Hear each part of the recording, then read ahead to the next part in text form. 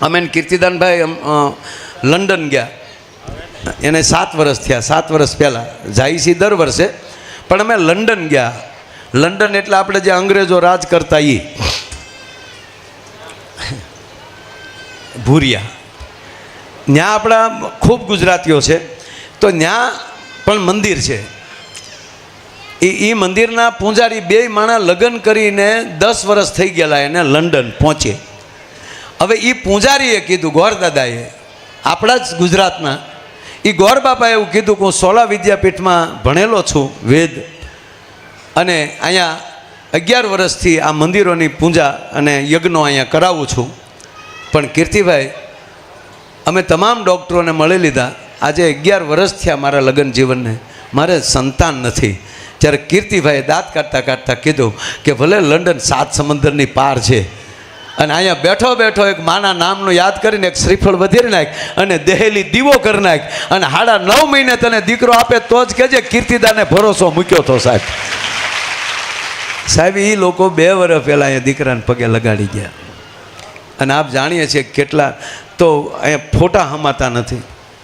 તો આ શ્રદ્ધાનો, એટલે એ લોકો ન્યાલી નીકળે ત્યારે ફોન કરે કે માયાભાઈ, અમારે માતાજીની પ્રસાદીમાં માતાજીની સાલ જોવે છે. તો એ માણસો એટલી ભલામણ કરીને અહીંથી પ્રસાદી લઈ જતા હોય, જેને કરોડો રૂપિયા ખર્ચીને એને એ પ્રસાદી જોવે છે. તો અમને આ કરવાનું કારણ એટલું, અમને વિચાર આવે કે જે માના ચરણોમાં રહે છે એ પ્રસાદી એના ઘર સુધી શું કામ ન પહોંચે. બસ અમારી એટલી શ્રદ્ધા, બીજો કોઈ ઓલું નથી કે એ પ્રસાદી આપણા ઘર સુધી પહોંચે. અને તમે ભરોસો રાખજો, તમે નહીં તો તમારું સંતાન, આપણી પેઢીનું અભિરે ન ભરે તો એ મોગલ ન કહેવાય. ભલા આ જેવી તેવી વસ્તુ નથી ભલા. અને જ્યાં ભરોસો જ હોય, જ્યાં શ્રદ્ધા હોય. અને પૂજ્ય મોરારી બાપુ આ ઉંમરે, સાહેબ આજ 82મું વર્ષ એને હાલે, અને તમે સાંભળો કે એની જિંદગીમાં એણે કોઈ દી 1 રૂપિયો નથી લીધો કોઈને. આજની તારીખે ને ઘરની ગાડી નથી, આજની તારીખેનું જૂનું બાપદાદાનું જે મકાન છે એ જ એનું ઘરનું મકાન પણ બીજા બનાવી દે. તો આજે એની પાછળ કેવા માણસો હોય કે આ હેલિકોપ્ટર એના, મકાનો એના, 10 ગાડીઓ એ મદનલાલની, અને એક એને કેવી શ્રદ્ધા હશે કે બાપુને હેઠો પગ ન મૂકવા દે. એમ સાંભળી લો કે જ્યાં કંઈક થાય ને ત્યારે એ માણસની પડાપડી થતી હોય છે. એક છેલ્લી વાત કહી, શ્રદ્ધા કેવી હોય, આમાં જ્ઞાતિ જાતિ આવતી જ નથી.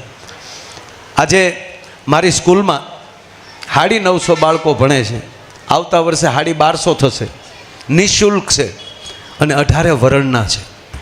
અને હું આમાં જેના કોઈના દીકરી દીકરા હોય મને ખબર નથી, કોઈના હશે છે કોઈનું બાળક મારી સ્કૂલમાં એવું કોઈ છે? એમાં હું પરીક્ષા ભરવાની હોય એની, હા, પરીક્ષા એને પાસ થતા હોય. હે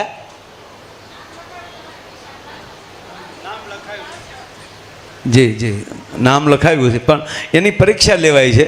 અને લગભગ 19 જિલ્લાના બાળકો છે, એમાં વારો તારો કોઈનો નહીં.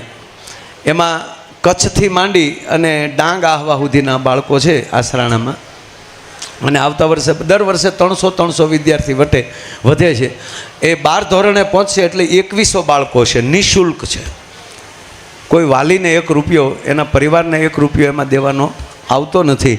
અને આ માને પ્રતાપે અત્યારે આપણે રાજુલામાં 108 બેડની હોસ્પિટલ મોરારી બાપુએ તારીખ આપી દીધી છે ઉદ્ઘાટનની. બિલ્ડિંગ તૈયાર થઈ ગયું છે, લગભગ 20-22 કરોડ રૂપિયાનું ખાલી બિલ્ડિંગ હોસ્પિટલ થઈ છે. એની મશીનરીને બધું ધીરે ધીરે આવવા મળ્યું છે. તો આવનારી 13 તારીખે રાજુલામાં નિઃશુલ્ક દવા, ડૉક્ટર અને દર્દી સાથે જે હોય એ પરિવારને જમવાનું પણ મફત એવી હોસ્પિટલ એ રાજુલાને આંગણે એ 13 તારીખે, હું પરમ દિવસે જ મુખ્યમંત્રીશ્રીને મળ્યા, બાપુએ તારીખ આપ્યા પછી એ પણ બધા મહાનુભાવો આવે છે. તો એની અંદર હોસ્પિટલમાં દાતાઓને ખૂબ દાન આપ્યું. આ તમારી આગળ વાત કરું છું પહેલી વાર, એને ખૂબ દાન આપ્યું. પણ છેલ્લે તારીખમાં ઘટતું હતું કે આરું વહેલાહેર નહીં ઊભું થાય તો ઓલા દાતાઓને શું કહેવું. તારે એને આપણે કીધું હતું તમારે ઘટતા હોય ને તો માં ટેકો કરશે, પછી તમે પાછા આપી દેજો, અમે ક્યાં માપે દાન આપશું. તો કહેવાનો અર્થ આ હૂંફ મળે છે, અને એ હૂંફાળા વાતાવરણમાં આવું સેવા કરવાનો જે અવસર મળે. અમે અહીં બગડાણામાં બાપા કીટલીઓ લીધી છે જે તે સમય, હજી સેવા કરી જ છે. બગડાણાના કોઈ ઉત્સવ બાકી ન હોય કે એની અંદર તનમન ધનથી સેવા કરીએ છીએ ત્યારે મેવા મળે છે, એ વાત નક્કી છે. પણ સુખી બહુ થાય, વાત એટલી છે. સંપત્તિ કેટલી આવે એ નક્કી નહીં, તમને ચિંતા ન રહે.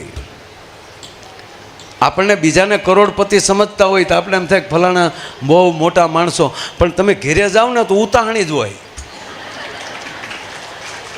હા, બહારથી દેખાય ઉજળા, પણ જ્યાં માનું ભજન હોય. ભલે મને બીજી કાંઈ ખબર નથી પડતી, આપણે રોટલો ખાતા ભેગા હુઈ તો જઈએ છીએ ને સાહેબ, આનાથી બીજું સુખ ન હોય. ઓલા 3 ટીકડીઓ લે હજી ઊંઘ નથી આવતી. હું કામ કારોબાર એટલો થઈ ગયો હોય, મુંબઈમાં એટલા કારખાના હાલે છે ને, આમ એટલા કારખાના હાલે છે ને, હા ત્યાં બીજો બૂસ મારી ગયો હોય, બધું ભેગું કરી લે ત્યાં કોઈક બૂસ મારી જાય. એટલે સુખી કોને કહેવા કે બસ આપણને ઓડકાર આવે એ આપણું સુખ. આપણને ઘસરકા ન આવે. જો કોકની ઘરે ખાઈને, અમારે તો રોજ બહાર ખાવાનું, એનો રોટલો ખાઈને તો એની ક્વોલિટીની અમને ખબર પડી જાય. ખરેખર એના ઘરનો રોટલો ખાઈને બાપુ ઊંઘ મળે આવવા, હા ઓડકાર આવે. ઓહ, અને અમુકની ઘરે ખાઈને તો ઘસરકા આવે, ખાટા બડા ઓડકાર એમના. આડાય ન હોઈએ કીને, ઊભાય ન હોઈએ કીને.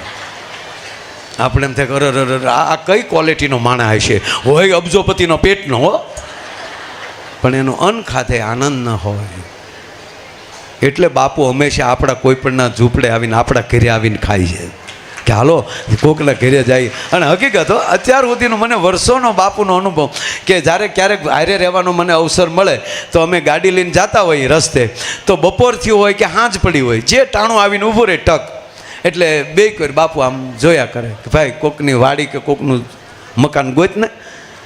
અને હકીકત બાપુ એવું જ માતાઓ બને કે સબરી જેવી જ કોક બેઠી હોય. આ હકીકત કહું, મેં જોયું છે, અમે રોયા છે જોઈને. અરે રે બાપુ, અમે આઘા બેઠા બેઠા કથા સાંભળતા હોય અને અંદર એવું થાય આ આપણી ઘરે હેના આવે, આ આપણી ઘરે હેના આવે.